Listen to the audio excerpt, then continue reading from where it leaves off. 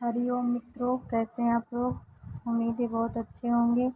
आज हमारे इस वीडियो में आप लोग यह देखेंगे कि प्रदीप मिश्रा जी महाराज ने किस प्रकार शंकर भगवान को एक लोटा जल से प्रसन्न किया है और कर रहे अपनी हो, सारी इच्छाओं को। क्यों जा रहे हो यहाँ वहाँ। हम कहते हैं तुम भटको भी मत, कहीं मत जाओ। तुम्हारे घर के नजदीक में जो शंकर का शिवालय हो, तुम्हारे घर के नजदीक में जो शंकर का मंदिर हो, शिव मंदिर हो, शिवालय हो, उस शिवालय में जाकर एक लोटा जल प्रतिदिन चढ़ाना प्रारंभ करो।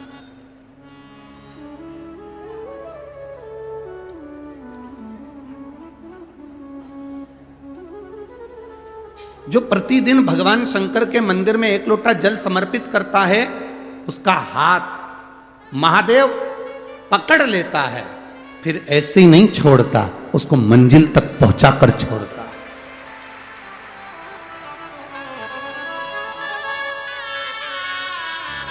वो ऐसे ही नहीं छूट सकता।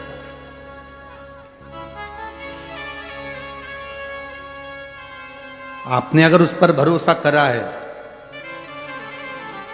हाँ, थोड़ा कष्ट हो सकता है, थोड़ी तकलीफें आ सकती है, थोड़ा दुख आ सकता है। जिंदगी में थोड़े थोड़े तकलीफें हर मनुष्य के जीवन में आती है। कोई संत, कोई साधु, कोई गुरु, कोई ब्राह्मण, कोई बहुत बहुत बड़ा महाराज भी अगर तुमको कह दे कि उसकी जिंदगी में दुख नहीं है, तो समझ लेना कि झूठ बोल रहा।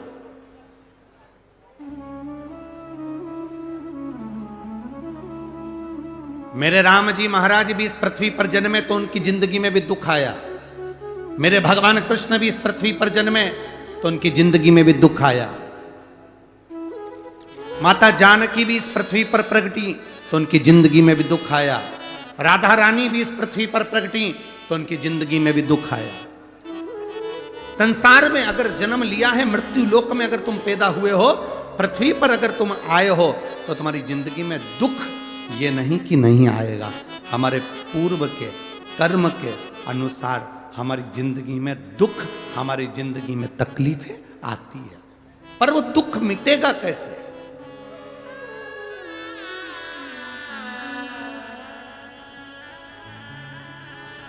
राम जी का दुख कैसे मिटा था? राम पथ गमन में जहां जहां चलकर देखो, चलो आपके पास में है पंचवटी, आपके पास में नासिक लगा हुआ है, पंचवटी लगी हुई।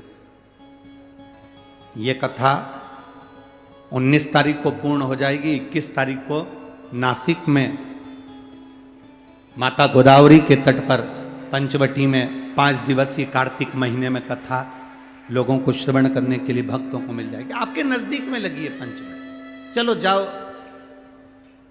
जितने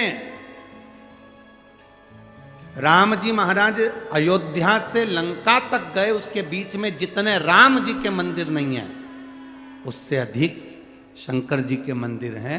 उसका कारण केवल एक है, राम जी जहां रुकते थे वहां शंकर भगवान के शिवलिंग की स्थापना करते थे, पूजन करते थे, और वहां से फिर आगे बढ़ते थे, फिर आगे बढ़ते थे, फिर आगे बढ़ते थे। बिना शंकर की आराधना के, बिना शंकर भगवान को एक लोटा जल चढ़ाए बिना मेरे राम जी महाराज आगे बढ़ते ही नहीं थे। भगवान कृष्ण के जीवन का चरित्र उठाकर देखो।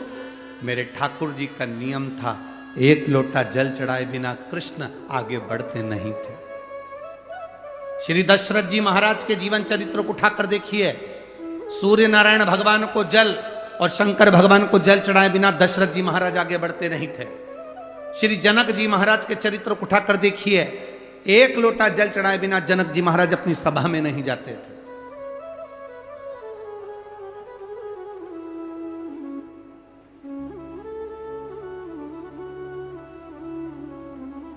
थोड़ी जिंदगी में तूफान आते हैं, कष्ट आते हैं, दर्द आता है, तकलीफें आती हैं, पर तूफान आता है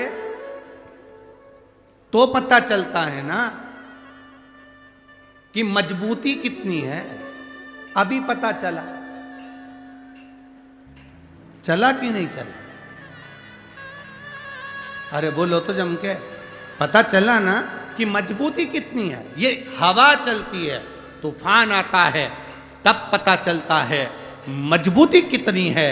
उसी तरह दूसरे धर्म के लोग तुम्हें डिगाने के लिए आगे बढ़ते हैं, पर तुम्हारे भीतर का सनातन धर्म दिखा देता है कि मजबूती कितनी। तो मित्रों, आप लोगों ने सुना किस प्रकार महाराज जी ने एकदम सीधा और सरल उपाय बताया है। अपने जीवन के कई कष्टों को दूर करने के लिए महाराज जी ने जिस प्रकार बताया है कि एक लोटा जल चढ़ाने से हमारे कितने भी बुरे दिन हो सब दूर हो जाते हैं, और कितना भी कठिन समय हो सब कट जाता है। तो हमें एक लोटा जल प्रतिदिन शंकर भगवान को समर्पित करना चाहिए। हम चाहे जिस परिस्थिति में भी रहें, लेकिन हमें प्रतिदिन उनको एक लोटा जल समर्पित करना ही है, ताकि हम अपने आगे के जीवन को सुखमय और खुशी से बिता सकें। इतना समय तो हमें निकालना ही चाहिए कि भगवान को एक लोटा जल चढ़ा सकें और अपने मन को शांत कर सकें, क्योंकि पूजा करने से हमारे मन को अटूट शांति मिलती है और हम हर एक नकारात्मक ऊर्जा से दूर होकर के सकारात्मक ऊर्जा की ओर अग्रसित होते हैं। हमें प्रतिदिन भगवान को जल अर्पित करना चाहिए और अपने जीवन को सुखमय और सुखी बनाना चाहिए। हमें यह शिक्षा अपने बच्चों को भी देनी चाहिए कि वो भी भगवान की भक्ति थोड़ी बहुत तो करें और आगे अपने जीवन को सुखमय और शांतिपूर्ण बनाएं। धन्यवाद। हमारा वीडियो आप लोगों को कैसा लगता है? अगर आप लोगों को अच्छा लगता है तो प्लीज़ एक कमेंट ज़रूर करिएगा, ताकि हमें भी मोटिवेशन मिल सके और आप लोगों के लिए नई नई जानकारियों पे वीडियो बनाएं और शिवालय में भगवान के ऊपर अर्पित करना है। आप लोग इतना तो कर ही सकते हैं। हमें एक नियम पूर्वक जीवन जीना चाहिए, ताकि हम सारे काम को अच्छे से कर सके।